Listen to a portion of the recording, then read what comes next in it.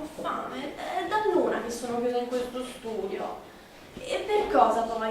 Perché ho buttato la forchetta giù dal tavolo e papà mi ha guardato con quel suo sguardo buio.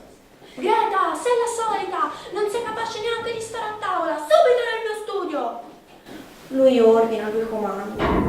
Finché si fa come vuole lui va tutto bene, ma i desideri degli altri non contano. Si alza anche lui, mi segue nello studio e chiude la porta dietro di sé. E da lì gli schiaffi, le botte, non li conto neanche più.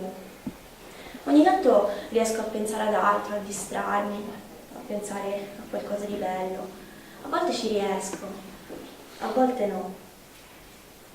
Piangere, dite voi? No, io non piango. Mia sorella, quella scema, piange. Io non piango perché papà dice che le bambine cattive piangono e io non voglio essere una bambina cattiva. Non piango neanche quando papà si toglie la cintura e mi fa quelle brutte cose. Poi si alza, esce dallo studio e va a prendere un pezzo di torta. Mamma fa sempre la torta il sabato. Rientra nello studio e mangia il dolce davanti a me. Io non ho pranzato, mi piacerebbe tanto avere un pezzo di quel dolce. Ma lui dice che la mamma lo fa solo per lui, che io sono cattiva e che non me lo merito. Forse ha ragione, sono cattiva davvero. Una volta ho provato a dirlo alla mamma, ma lei mi ha detto: non ti preoccupare Greta, non ti preoccupare. Vedrai che andrà tutto bene, basta che non lo dici a nessuno e andrà tutto bene.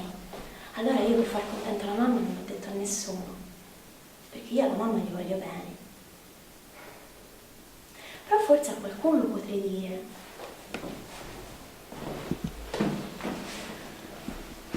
Caro Babbo Natale, siccome il Natale è vicino, io non ti voglio chiedere dei giocattoli nuovi come tutti i bambini. Io ti vorrei chiedere se per piacere mi porti un papà tutto nuovo, perché questo non mi piace per niente. Anche una mamma già che ci sei, perché questa piange sempre ed è tutta rotta. Ho sentito i suoi passi, sta tornando.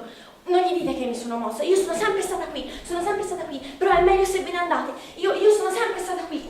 Vi prego, andate via, per favore.